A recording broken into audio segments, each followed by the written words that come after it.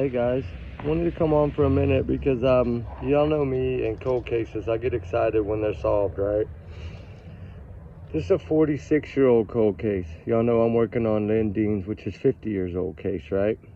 This was back on February 17th, 1974 in Fort Worth, Texas. It was a young teenage girl, 17 years old, by the name of Carla Walker. And she was, let me go ahead and say trigger warning first, guys. And remember, allegedly, this is my free speech, my opinions, right? Get that out the way. Anyway, this case happened February 17th, 1974. A young female, 17 years old, by the name of Carla Walker, was abducted from a bowling alley parking lot in Fort Worth. 3 days later, she was found in a drainage ditch, trigger warning guys, and 30 minutes south of Fort Worth. They didn't have much clues, right? Just very little. 46 years, that's a long cold case. Well then, it's coming out now because the brother just did a new interview, and about, Christmas is special this year because they finally got the answers right, and this guy finally paid. He finally got arrested. He finally got charged. And the man's name was Glenn Samuel McCurley Jr. And anyway, one piece of clothing that was found had DNA. And after all these years, they were able to test this, right, and crack this case.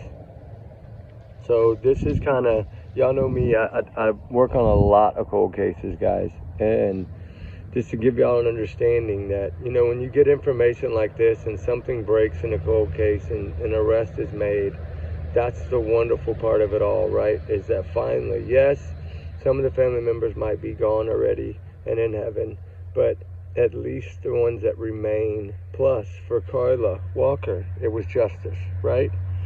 She was just a 17-year-old baby when this, and I say baby because to me that's young, but she was a 17-year-old girl, back in, a couple of days after Valentine's. February 17th is right after Valentine's Day, 1974, Fort Worth, Texas. So if y'all want to go watch the interview with her brother, it's amazing. You can go watch it, and it'll show you and explain to you a little bit more. But anytime something like this happens, I like to bring it up, right? Because cold cases, I think, all need to be solved. That's just my feeling on it, There's not a lot of us that cover cold cases, but I do. And I do a lot of searching all the time, but whether it be for a piece of jewelry or, anything that might help, right? You never know. All it takes is one item sometimes to break a case, right? One item. So the reason that we search a lot in a lot of areas is a lot of cold cases. Now we do, search for runaways, and we search for Sebastian Rogers and like Summer Wells and these few kids that have been missing for a while. And we do our part on that as well. But we do help out with our community a lot, right?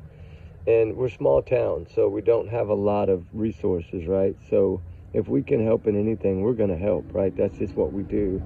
But I've seen a few people ask about it, and y'all know I can't talk about a lot of these cases because if they've been reopened, we can't pass anything out on it, right? I can't really say much. I can't really give the area. I could talk a little bit about it, but I can't talk a lot because I don't ever want to jeopardize anything, especially cold cases, because all it takes is saying the wrong thing and then somebody can walk, right? You have to be careful on that. But I did want to come out and say this because I wanted y'all to go look at this case, and I want y'all to see how happy and excited this brother was after 46 years of waiting. That's a long time, guys. But that's a cold case solved. That's in the books, right? And now there's justice for the family. So it just gives you an idea of why certain people work cold cases, right? I know it's been a long time, but even after 46 years, it seems like it makes it that much more special, right? That we were able to, not me, but they were able to get that case closed and solved, right? And at least they got somebody in jail charged, life in prison, no parole. That's wonderful. Although the man didn't make it very long in jail before he passed, he still got his punishment. So Anyway, guys, just wanted to bring that up. It's just a case that was on my list, and I just got the little thing, and I went ahead and watched the clip, and I was just like, wow. You know, anything in Texas area is my area, so I try to help anyway. Kind of like the lady with the red ribbon, right? We're waiting on DNA tests on that case.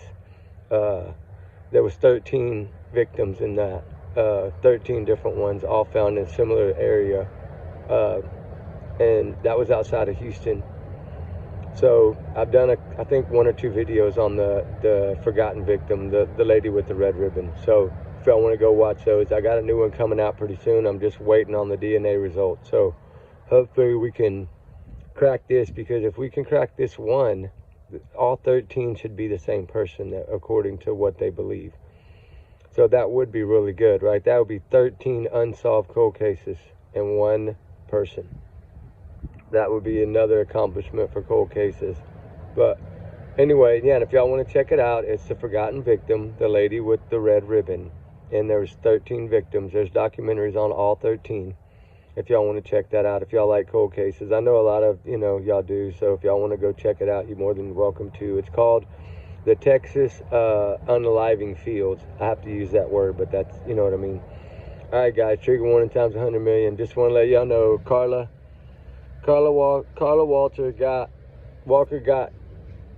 her case is now solved. Thank goodness. 46 years later, justice has been done. Cold case. All right, guys, we'll talk on the next one. We'll see y'all later. All right, bye.